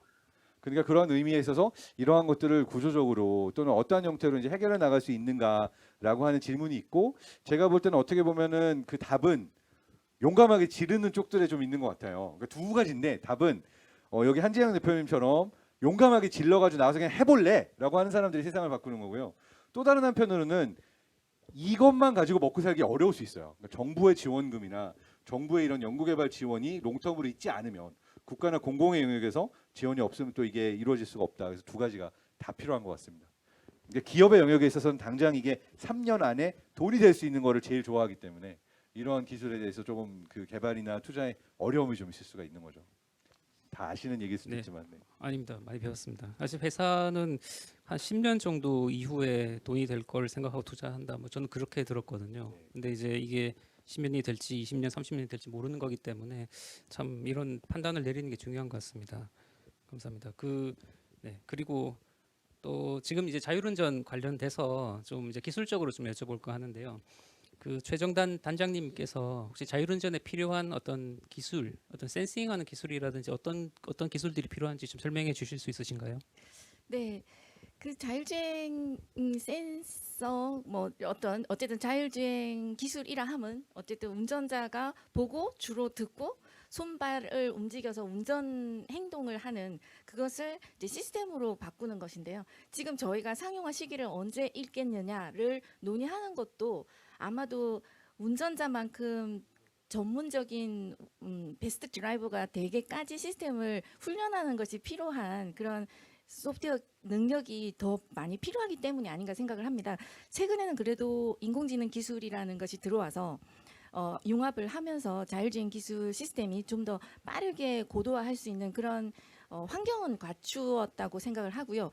그렇지만 인공지능 기술에도 한계가 있어서 학습되지 않은 데이터를 처음 만났을 때 어떻게 대처할지 또는 말씀하신 그런 다른 운전자가 운전하는 차량하고 이 자율주행 차량이 자율주행 차량은 아무리 법규를 지켜서 운전을 하도록 훈련을 받았다고 한들 다른 운전자로부터 방어 운전도 해야 되고 그런 다양한 케이스들에 대해서 보다 더 인공지능이 그때그때 돌발 상황을 예측을 해서 안전하게 운전할 수 있는 방어 운전까지 해야 되는 그런 시스템까지 만들어져야 되기 때문에 지금까지는 인지 판단 제어라는 그런 하드웨어적인 소프트웨어 기술을 고도화하는 그런 단일 기술에 좀 더 이제 중점을 맞춰서 자율주행 시스템을 개발을 했다라고 하면 지금은 보다 더 어떤 돌발적인 예측을 하는 그런 인공지능 기술을 좀 더 많이 활용을 해서 보다 더 운전자의 지능을 시스템으로 구현하는 것 그것이 남은 숙제라고 보여집니다. 좀 전에 이제 질문을 하신 저속 모빌리티 등을 상용화하고 신산업 모델을 발굴하려고 했을 때 가장 혁파되어야 할 규제나 제도 질문을 주셔서 제가 생각이 나서 저희가 지금 저희 연구원 내에서 운전석이 없는 그런 저속 한 20km 시속 그 이하로 달리지만 어쨌든 그런 저희 1km 정도 되는 거기서 시범 운행을 하고 있어요. 셔틀 서비스를. 그 저속 모빌리티를 원내에서 테스트하는 이유는 사실은 자율주행 임시운행 허가라는 국토부 면허도 땄지만 못 나가는 이유는요. 생각해 보시면 내 앞차가 시속이 굉장히 느려요. 그러면은 굉장히 답답해 하십니다. 그래서 그렇게 교통 체증을 유발할 정도로 저희가 만약에 연구 시스템을 테스트를 하고 한다고 할 때 굉장히 실제 도로 상황에서는 어려움이 많아서 지금 규제까지는 아니겠지만 어쨌든 기술을 굉장히 안정화하고 고도화하는 것이 우선적으로 되어야 하고 가능하다라고 하면 그런 저속 차량을 실제 도로에서 그런 서비스가 가능한 시스템들을 테스트를 원활하게 할 수 있는 그런 규제 정도, 그러니까 규제가 개선이 되면 좋겠다라는 생각으로 답변을 좀 드릴까 합니다. 저도 질문 올라온 거 하나 답변을 드리면서 가면요. 아니면 한 대표님 같이 하시고 싶었던 네네. 말씀. 저속 저는- 모빌리티. 저는 아까 저속 모빌리티는 잘 말씀해 주셔서 그 앞에 제가 30년이라고 이야기해서 투자는 지금 이렇게 하셨는데 제 기업 입장에서는 큰일 납니다. 이렇게 투자는 계속 이어져야 되고요. 그러니까 30년 뒤에 갑자기 짠 하고 나타나는 게 아니라는 거죠. 궁극의 자율주행차 30년 뒤에 나온다고 치면 그 전까지 분명히 저속 모빌리티처럼 그러니까 새로운 시장이 만들어지고 새로운 형태의 자율주행이 만들어지면서 서서히 올라간다라는 거죠. 그렇기 때문에 투자도 지금부터 계속 쭉 이어져야지만이 30년 뒤에 우리가 생각하는 그런 완벽한 자율주행, 우리가 뭐 예전에 봤던 뭐 키트라는 그 미드처럼 그런 차가 나온다라는 거죠. A2G 오토노머스 많이 그 서포트 해주세요. 네, 잘 좀 부탁드리겠습니다. 저는 메타버스랑 모빌리티가 잘 연결이 안 된다라고 해서 조금 뭐 미래 아이디어를 물어보셨어요. 어떤 미래를 그려볼 수 있을까요? 조금 길어질 수 있긴 한데 이게 생각보다 정말 미래에 많은 것들이 바뀌게 될 거예요. 그러니까 예를 들어서 우리가 이동이라고 그러면 어떤 게 떠오르세요? 내가 이동하는 시간은 불편하게 생각하시잖아요. 그러니까 내가 어딘가로 가려면 차를 타건 버스를 타건 기차를 타건 가야 되잖아요. 근데 이것 자체가 이제 메타버스의 미래가 되면 사라지는 시나리오를 생각할 수도 있어요. 뭐냐면 내가 예를 들어서 어느 공간에 있는데 주택과 건축 시설 자체가 이런 캡슐형으로 돼 있어가지고 내 방이 있는데 내가 밥 먹으러 이동을 하면은 내가 그 안에서 회의를 하고 있는 도중에 이 캡슐이 들어가서 자율주행 차에 들어가서 이동을 해가지고 문 열고 옆에 방에 가면은 식당으로 가 있는 거고, 그리고 나서 다음 미팅을 하고 있는 동안에 전체가 건강검진을 받으면은 문을 열고 나오면은 병원에 있는 거고, 이러한 형태로 어떻게 보면은 내가 이동을 전혀 할 필요가 없이 내 공간 자체가 이동하는 형태의 시나리오를 생각할 수가 있고요. 이게 왜 메타버스의 세상에 오게 되냐면은 만약에 지금의 시스템에서는 어쨌든 뭐 한 공간에 묶여 있으니까 이게 어려운데, 메타버스의 경우에는 사실 내가 이 모두가 헤드셋을 쓰거나 안경을 쓰고 있으면은 내가 이동하는 도중에도 특정 장비만 있으면은 여러 가지를 할 수가 있는 거잖아요. 그러니까 어떻게 보면은 공간과 그 메타버스와 모빌리티가 같이 이동하는, 특히 자율주행이 오게 되면 가능해지는 거죠. 그 전에는 어렵고, 그런 시나리오 생각할 수가 있고요. 또 하나 여기서 이제 덧붙이고 싶었던 게, 우리가 자율주행하고 전기 배터리 뭐 이런 걸 조금 약간 구분해서 생각을 하는데, 사실 테슬라는 수익 모델 자체나 비즈니스 모델을 배터리 회사다라고서는 볼 수도 있어요. 그래서 어떻게 보면 이런 방금 공간 얘기를 할 때 미래에서 어떻게 그리고 있냐면, 우리가 에너지는 어디나 필요하고 사실 다니고 있는 모빌리티나 이 모든 이동 수단이 배터리를 옮겨주는 물류의 역할을 하게 된다라는 시나리오도 볼 수가 있거든요. 그러니까 이 공간에서 충전을 하고 누군가가 이동을 해야 되니까 이동하는 동안에 충전된 배터리가 이동을 하고 또 다른 곳에서 또 충전이 되고 다른 형태의 모빌리티로 들어가고, 그래서 이걸 측면을 사람이 이동한다의 측면으로 볼 수도 있지만 사실 또 다른 측면으로 보게 되면은 에너지가 이동을 한다라는 측면에 있어서 모빌리티도 볼 수가 있어서, 사실 미래에는 이 에너지의 이동과 그 다음에 이 공간의 이동과 메타버스에서 사람들의 연결이 어떻게 이루어지는가, 이 서로 다른 시스템으로 보이는 것들이 하나하나 만나가는 미래를 우리가 이제 스텝 바이 스텝 보게 될 거다라고 감히 얘기해 봅니다. 네. 너무 말씀 잘하셔가지고 얼마 전에 박찬호 씨와 이렇게 사진을 찍고 올리셨던데 말 많은 두 분이서 너무 말 잘하셔가지고 딱 두 마디 하고 지나갔어요. 같이 출퇴근할 때 아우 막 1시간 내 옆에서 말을 내가 좀 힘들어하셨어요. 저는 묵묵히 운전만 열심히 했습니다. 네. 아이고, 저는 안심했습니다. 제가 할 일 많이 없어가지고 오늘 좋은 것 같고요. 그 아까 이제 잠깐 이제 얘기 나온 얘기인데 그 자율주행 관련돼서 그 돌발 상황에 대해서 그런 경우가 있죠. 예를 들어서 내가 자율운전을 하고 있는데 앞에 사람이 이렇게 나왔어요, 갑자기. 그런데 이제 그거를 이제 사람을 피하면은 내가 사고가 나고 그대로 밀고 가면은 사람이 다치고 뭐 이런 어떤 윤리적인 문제들도 이제는 많이 고려해야 될 것 같은데 혹시 그 부분에 대해서 혹시 단장님 말씀해 주실 수 있으신가요?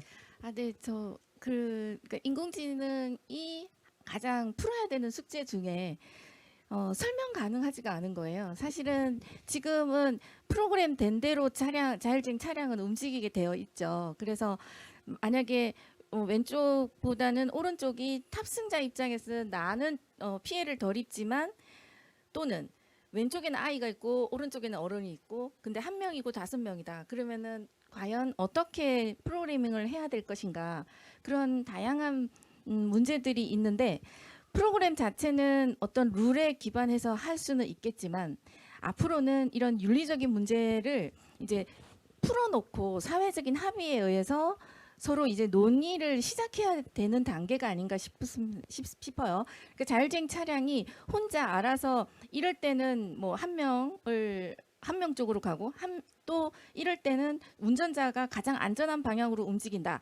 지금 자율주행 자동차 법에는 탑승자의 안전이 가장 최우시되는 그런 법이 적용이 되지만 이제는 자율주행 차이기 때문에 그 자율주행 차에는 어쩌면 물건만 제어만 서비스만 담겨 있고 사람이 없을 수도 있는 그런 시대도 올 거거든요. 그래서 이제는 이 기술의 새로운 서비스가 될 시대를 예견을 하면서 저희가 다 같이 자율주행 차의 순기능과 역기능을 꺼내놓고 저희가 사회적인 합의를 통해서 이제 앞으로의 그런 윤리적인 문제를 가이드라인을 만들고 그렇게 풀어가야 되지 않을까 그 시기가 왔다라고 생각을 합니다. 저는 저 질문이 좀 하나 있는데요. 이 어쨌든 그 자율주행을 하려면 뭐 패턴 인식도 해야 되고 방대한 양의 데이터를 처리해야 되는데 그러려면 좀 인터넷 속도도 되게 빨라야 될 것 같아요. 단순히 그냥 지상에 있는 기지국 가지고는 어려울 것 같은데 그래서 요즘에 뭐 이렇게 스타링크 같은 프로젝트들이 이런 위성 인터넷 망들을 지금 전 지구를 커버하는 그런 것들하고도 좀 이렇게 자율주행들이 많이 관련이 있을 것 같은데 어떤가요? 예, 저희가 이제 차만 센서를 이용을 해서 내 차에 달린 센서에만 의존하다 보면 말씀하신 대로 이 차의 센서가 한계가 있기 때문에 못 볼 수 있는 그런 영역이 반드시 존재하거든요. 그래서 그럴 때 다른 센서를 장착한 차 또는 다른 교통 신호등이나 아니면 가로등에 달린 센서가 미리 인지를 해서 그 정보를 나에게 준다라고 하면 보다 더 안전하게 미리 대응을 하는 그런 자율주행 안전한 시스템이 될 수 있어요. 그럴 때 반드시 필요한 것이 방금 말씀하셨던 어떤 대요 전송 속도나 아니면 딜레이가 정말 없는 그런 통신 기술이 개발이 될 텐데 지금은 전화 같은 그런 통신 같은 경우에는 뭐 될 때 있고 안 될 때 있어도 되겠고 굉장히 짧은 메시지를 전송하기 때문에 지금 통신 방식보다는 굉장히 더 빠르고 딜레이도 없고 신뢰성 분명히 보내면 분명히 받아야 되는 그런 통신 기술을 개발을 하려고 지금 하고 있습니다. 예. 거긴 엣지 컴퓨팅이나 블록체인 기술들이 좀 많이 들어가야 되지 않을까요? 맞습니다. 지금 이제 가로등이나 신호등에 장착이 되는 시스템이 엣지 시스템이 될 테고 그리고 좀 전에 그런 고실내 통신 기술을 하면 분명히 다른 차는 앞에 차가 있어라고 메시지를 보냈는데 누군가가 해킹을 해서 그냥 직진해 이렇게 보낸다 메시지를 해킹을 한다라고 하면 분명히 문제가 되기 때문에 메시지를 보완할 수 있는 그런 블록체인 기술 등도 굉장히 융합이 되어야지 되는 그런 상황입니다. 네. 클라우드 다음에는 엣지 컴퓨팅이 온다. 뭐 이렇게 볼 수 있나요? 저기 보니까 질문에 이제 에러에 대해서 제 질문이 나왔는데요. 제가 사실은 아까 앞서 트롤리 딜레마 뭐 이제 직진을 하면은 뭐 치고 그 문제에 대해서 아까 말씀드리고 싶었던데 이게 제가 되게 많이 받는 질문 중에 하나거든요. 자율주행차 가다가 브레이크가 고장이 났어. 근데 똑바로 가면은 뭐 5명을 치고 핸들 왼쪽으로 꺾으면 몇 명을 치고 이런 상황 속에서 자율주행은 어떤 선택을 해야 되느냐. 물론 이제 그게 고장이 안 나고 일반적인 상황이라면 어떻게든 세우는 게 이제 목적인 거고. 그래서 이제 연구 분야와 실제 이 제품화해서 판매한 엔지니어 사업가 입장에서 본다면 그 질문은 사실은 성립되지 않는 질문이죠. 왜냐하면 그런 상황이 발생하지 않게 해야 하는 게 제품을 만든 사람의 입장이고, 그리고 차라는 것은 자율주행차는 브레이크 시스템이라는 에러에 대한 질문이었는데, 에러가 하나 나오면 백업 시스템이 작동이 됩니다. 그래서 차가 가다가 만약에 브레이크가 고장 났다 그러면 브레이크가 고장 난 거를 감지를 하고 백업 브레이크 시스템이 작동을 하는 거죠. 그래서 그 사람이 치기 전에 이미 경고등이 떴고 그 사람이 치는 방향에 맞춰서 브레이크는 보조 브레이크가 작동돼서 안전하게 세울 겁니다. 그러면 이제 최악의 경우 이렇게 말씀드리죠. 보조 시스템 고장 나고 뭐 다 고장 나고 어쩔 수 없는 상황이 어떻게 되냐? 그러면 그냥 비행기가 날다가 고장 나고 툭 떨어지는 수밖에 없듯이 차가 가서 그냥 직진하는 수밖에 없는 거거든요. 그래서 안식이 질문에 그런 상황을 대비하기 위한 예방 기술이 이제 에러를 예방할 수 있는 그런 기술들이 사실 굉장히 많이 이제 기술 개발이 되어지고 있고, 그런 것들이 다 만들어졌을 때만이 실제 이게 상용화가 될 겁니다. 그래서 제가 이제 상용화 기술이 굉장히 조금 많이 남았다고 하는 게, 저런 모든 것들에 대한 그 백업 기술들이 다 갖춰져야 되기 때문에 좀 시간이 걸릴 것 같고요. 네. 예방 스캔 기술이 지금 열심히 개발 중에 있습니다. 네. 이 부분은 또 사실 독일이나 유럽 같은 경우에는 또 굉장히 민감해서 조금 일찍 앞서 나간 부분이 있는데, 사실 굉장히 오랫동안 철학자들, 윤리학자들, 그리고 이제 이 AI 분야의 사람들이 많은 토론을 거쳤는데 결론이 난 거는, 이건 결국 법적으로 어떠한 우리가 그 논의를 거쳐서 어느 포인트까지를 우리가 이 규정을 하느냐라는 결국은 규칙을 정하는 문제다라고 이제 얘기를 하고 있어요. 그러니까 잘 생각해 보면요, 일반 자동차도 브레이크가 우리가 밟았을 때 제동 거리가 어디까지 가야 되는가, 이런 것들이 이제 안전의 영역에 나와 있잖아요.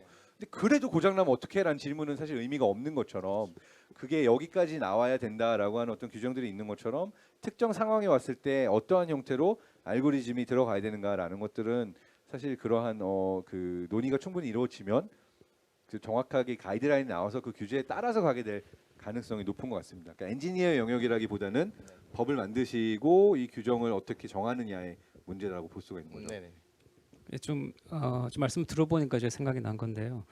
그 자율주행 자동차가 보통 이제 그 차 한 대만 조종하는 거잖아요. 그게 아니라 이제 모든 차가 자율주행이 되면은 그 차하고 차 사이에 통신도 할 수 있지 않나 싶은데, 혹시 그런 어떤 표준이나 그런 연구를 하시는 분들이 있나요? 차량끼리 통신하는 거에 대해서? 네, 그 V2V, 그러니까 차와 차가 서로 우리가 사람과 사람이 톡을 하듯이 앞에 전방에 뭐 고장난 차가 있어라고 뒤에나 다가오는 차들에게 얘기를 해주는 게 이제 비클, 차량과 차량이고, 아까 이제 스마트 가로등이나 스마트 신호등 같은 경우 이제 차와 인프라가 이제 통신하는 거고, 또는 이제 보행자하고도 차가 통신할 수 있죠. 그래서 최근에는 차량과 모든 것이 통신하는 그런 이동통신 기술을 이용을 해서 저희가 보다 더 안전한 자율주행 시스템을 만들려고 통신 기술까지 이 자율주행 시스템에는 융합이 되어야지 되는 그런 상황입니다. 그래서 그냥 상상인데, 예를 들어 그런 시스템이 있다면은, 예를 들어 차가 고장이 났어요. 그 옆에 차가 도와줘서 세우는 거죠. 그런 것도 되게 뭐 자동으로 될 수 있지 않을까. 예를 들어 예전에 어떤 뭐 드라마 같은 거 봤을 때 트럭이 고장 나서 내리막길에서 계속 내려가는데 차가 앞질러 가지고 세워 가지고 이거를 브레이크를 잡아 세우거든요. 그런 것처럼 혹시 이제 다른 차가 도와서 사고를 더 낮출 수 있지 않을까, 이런 상상도 좀 해보게 됩니다. 가능할까요? 그런 시나리오 얼마든지 가능할 것 같고요. 이제 그렇게 하기 위해서는 이제 그런 기술 개발도 중요하지만, 아까 말씀하신 법이나 제도가 사실 그런 상황과 용인해 줄 수 있게끔 이제 해야 되는 부분이 있다고 생각합니다. 또 질문이 되게 활발하게 해주시는 몇 분이 계신 것 같은데, 여기서 이제 문 대장님께서 너무 좀 조용히 하셨던 것 같아서 이쪽에 질문을 드릴게요. 그 스타트업하기 좋은 나라일수록 기술적으로 더 앞서 나가고 있나요? 여기에 대해 생각이 있으실 것 같아요. 우리나라랑 해외가 좀 다른데 스타트업하기 좋은 나라일수록 기술적으로 더 앞서 나가고 있냐? 이거는 일단 저희는 이제 지금 그 에듀 스타트업이긴 한데 어쨌든 아직까지 많은 기술들이 포함되지는 않습니다. 어쨌든 이제 교육 서비스 측면에서 많이 하고 있는데 어쨌든 그냥 그 기업 대표로서 그 저 질문에 답변을 좀 드려보면은 일단 그 뭐랄까요 좀 어느 정도 그 보완제 역할은 충분히 하는 것 같아요. 왜냐하면 이제 저희가 이제 그냥 그 좀 이렇게 뭐랄까요 그냥 그 정말 말 그대로 진짜 뭔가 인간의 어떤 몸으로 뭔가 그런 뭐 콘텐츠를 만들고 서비스를 만들고 또 방대한 그런 데이터들을 처리하다 보면은 그게 좀 이렇게 뭐랄까요 좀 비효율적일 때가 많잖아요. 근데 어쨌든 그런 아무래도 우리나라가 이제 이런 다양한 분야의 스타트업들이 있고 그런 기술들이 막 새롭게 나오다 보니까 저런 기술들을 좀 우리 쪽에 접목을 하게 되면은 우리가 좀 효율적으로 이런 뭐 서비스도 하고 좀 이렇게 딜러버리가 가능하겠다 그런 뭐 아이디어들을 많이 얻기 때문에 그거는 분명히 뭐 좀 도움이 되는 것 같습니다. 네, 저 입장에서도 아무래도 이게 스타트업하기 좋은 환경이라는 게 투자도 많이 좀 활발히 이루어지고 뭐 규제도 굉장히 낮춰주는 부분인데 그렇게 할수록 그 기술 개발이 또 활발히 이루어지기 때문에 저 분야는 분명히 맞는 질문이지 않나 생각합니다. 전 여기 하고 싶은 말이 좀 있는데요. 좀 강하게. 그러니까 저는 독일에서 20년 정도 살았고 이제 뭐 미국에서도 좀 살고 이랬었는데 이제 스타트업하기 좋은 나라가 어떤 나라냐? 기술적으로 앞서 나가는 게 뭐냐라고 하면은 하나의 답으로 저는 말씀드리고 싶어요. 실패를 용인해야 됩니다. 실패를 잘할 수 있어야 돼요. 그러니까 저는 정말 감동적이었던 게 일론 머스크가 그 스페이스X로 우주에 쌓아올릴 때 굉장히 실패를 많이 했잖아요. 실패하고 나서 다 박수 치면서 좋아했어요. 우리가 이번에도 또 뭔가를 배웠다. 사실 이번에 우리나라에서도 그 누리호 발사하면서 저는 그 굉장히 이거가 마지막까지 못 올라갔지만 우리가 굉장히 대단한 일을 해냈다라고 이제 으쌰으쌰하는 분위기가 너무 좋았거든요. 왜냐하면은 이게 어떻게 한 방에 돼요. 그리고 성공해야 된다는 부담을 가지고 잘 연구할 수 있는 과학자도 없고 성공할 수 있는 스타트업도 없어요. 그러니까 실패할 수 있는 권리 그리고 사람도 실패해줘도 박수 쳐주는 다음을 저지할 수 있어. 실패 한 번 했다고 투자 안 해주고 막 쟤는 뭐 안 되게 하는 이러면 안 되고 그래서 스타트업 하기 좋고 기술적으로 앞서 나가려면 기본적으로 실패할 수 있는 권리가 필요하고 이걸 또 알아주는 국민과 투자자와 국가가 있어가지고 보고서 쓸 때도 안 됐는데도 됐다라고 쓰는 그런 압력이 있으면 이게 앞서 나갈 수 있는 기술이 아니고요. 너무 공감하시는 것 같은데 근데 사실 대기업이나 국가나 이게 실패했다고 못 쓰잖아요. 보고서는 다 성공이에요. 무조건 성공이에요. 근데 사실은 그냥 솔직담백하게 실패했고 이걸 통해서 이걸 배웠고 그래서 다음 사람은 실패를 안 했으면 좋겠습니다. 이렇게 할 수 있으면 앞서 나간다고 생각해서 저는 이 부분에 있어서는 잘하려면 실패 얘기를 좀 하려고 합니다. 네. 네, 그 갑자기 눈물이 나려고 그러는데 근데 실패란 말을 사용하는 거를 너무 좀 조심스러워하는 것 같아요. 이번에 그 누리호나 그때도 그 언론사에 실패란 단어를 쓰지 말아달라 이런 부탁도 한 것 같더라고요. 그래서 좀 실패란 단어를 좀 더 써도 되는 뭐 그런 좀 문화가 좀 만들어졌으면 좋겠습니다. 네. 그리고 지금 아까 이제 스페이스X 일론 머스크 말씀하셔가지고 좀 약간 테슬라 지금 가장 이제 자율주행 쪽으로 앞서가고 지금 상용화돼서 많이 사고 있는 것 같은데 조금 기술적인 좀 질문을 좀 들어볼게요. 그 자율주행 자동차에는 일단 이제 컴퓨터 비전 기술하고 라이다라는 기술이 이제 들어가는데 일단 잘 모르시는 분들이 있을 것 같아서 혹시 라이다하고 비전하고 어떻게 다른지 좀 설명을 해주실 수 있으신가요? 네.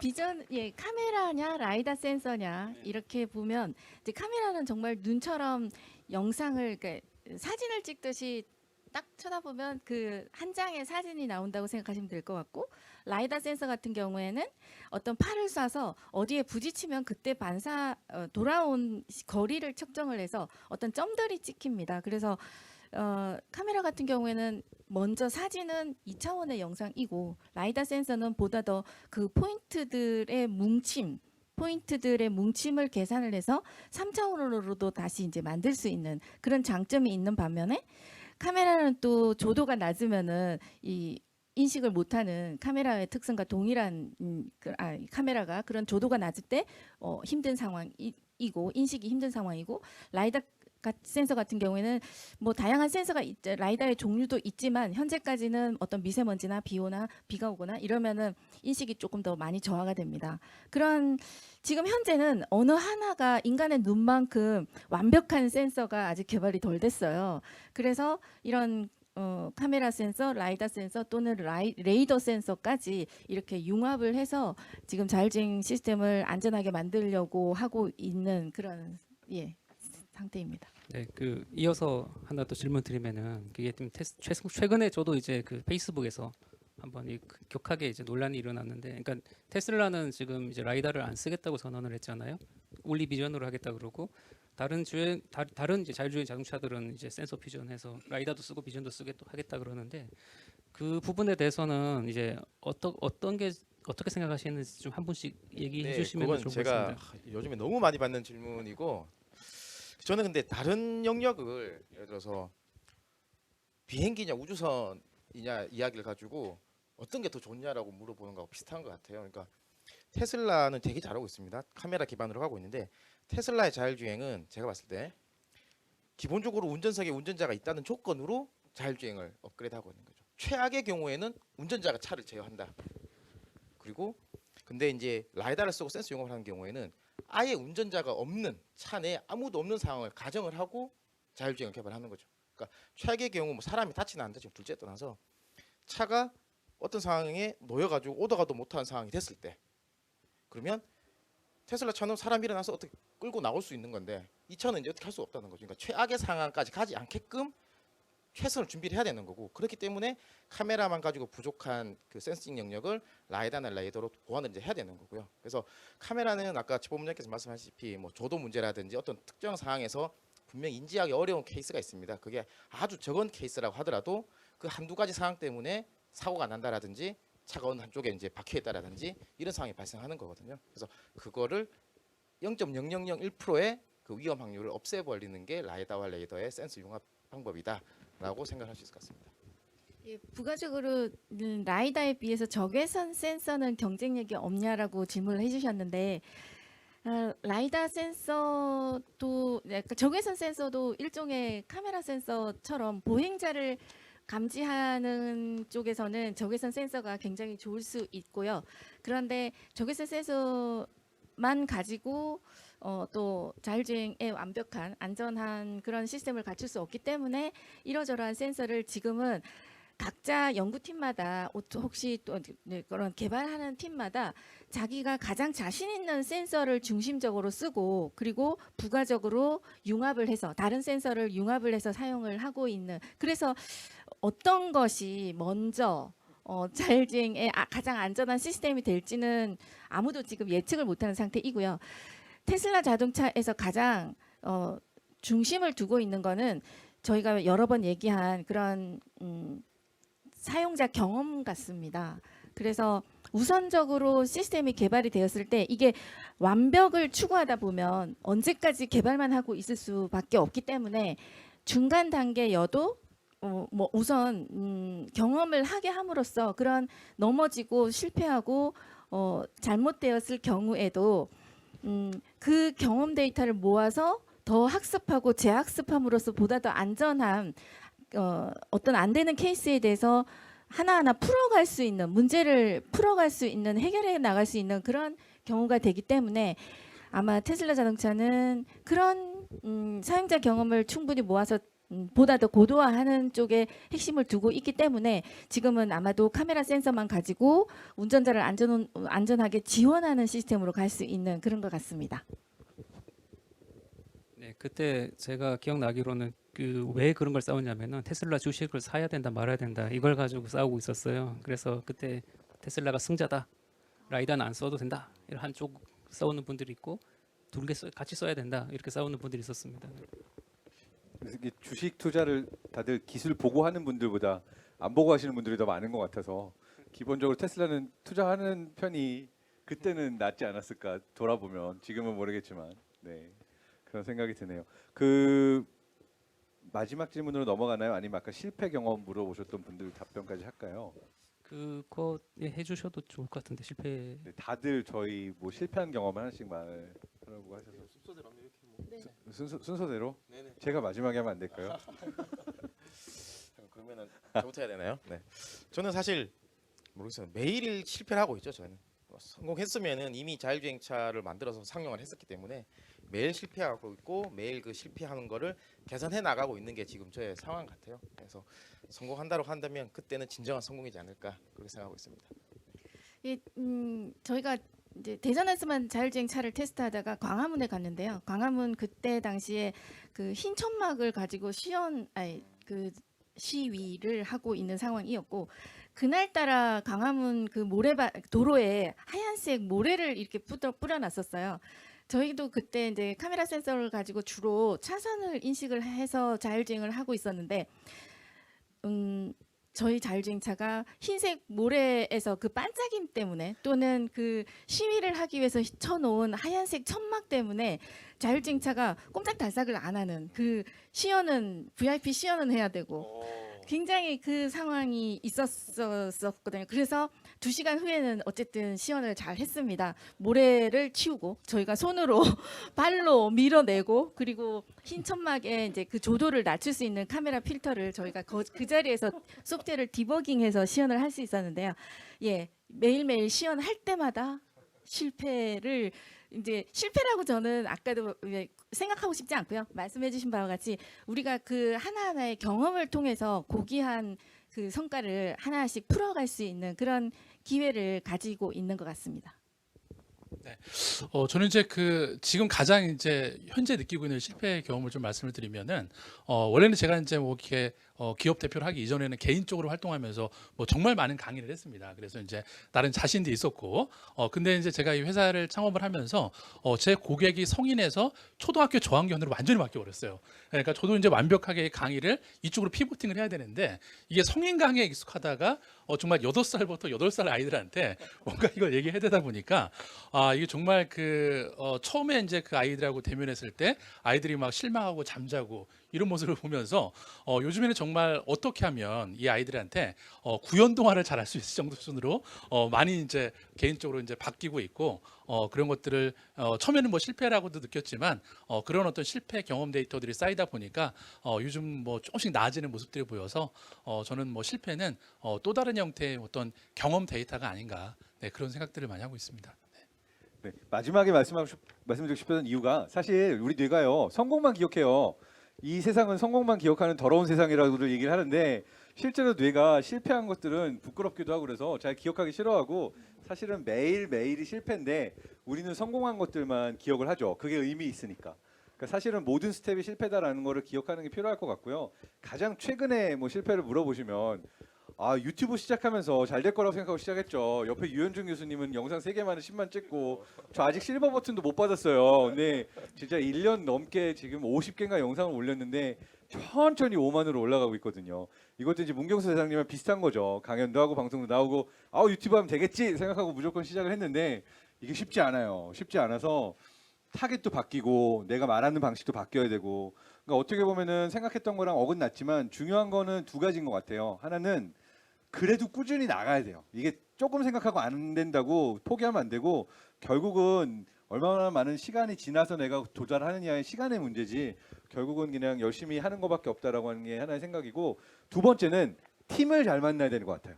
그러니까 말하자면 내가 그 시간을 단축할 수 있는 거는 나 혼자 잘할 수 있다고 생각해가지고 지르고 나가서 잘 되는 경우는 별로 없는 것 같고요. 어떤 경우에도 내가 그렇게 생각 안 했는데, 그러니까 저 같은 경우는 지금 20대 친구들, 유튜브 하는 친구들하고 손을 잡고 같이 하는데 그 다음부터 잘 되고 있어요. 저보다 훨씬 잘 알고 이 친구들이 잘해요. 제가 뭐 내가 박사니까 고집 부리면은 조회수 안 나와요. 그래서 무조건 이제 같은 팀이랑 가는 다른 사람들을 믿고 가는 그런 게 또 필요하다라는 게 제 실패 경험담입니다. 제가 아까 실패 갑자기 생각났는데, 장동선 박사 영입 실패를 했습니다. 제가 저희 회사 이렇게 잘 될 줄 알았으면. 농담이고요. 네. 네, 뭐 저까지 실패 이야기 할 필요 없을 것 같습니다. 저는 그냥 빨리 잊어요. 실패하면 빨리 잊기 때문에. 근데 그게 장점이라고 생각을 합니다. 이제 벌써 시간이 금방 지나가네요. 다 이제 끝나가는데, 사실은 이제 공통적으로 질문 하나씩 드리기 전에 한 가지만 좀 질문을 제가 제 권한으로 좀 드리고 합니다. 대장님한테, 특히 지금 자율주행 이 시대가 오면은 보통 이제 뭐 운전자도 사라지고 직업이 많이 줄어들 거라고, 혹은 뭐 자율주행뿐만 아니라 인공지능 기술이 발달하면서 그런 걸 우려하시는 분들이 많잖아요. 거기에 대해서 어떻게 생각하시나요? 아니면 이게 새로운 어떤 직업이 만들어질 수 있는 건지?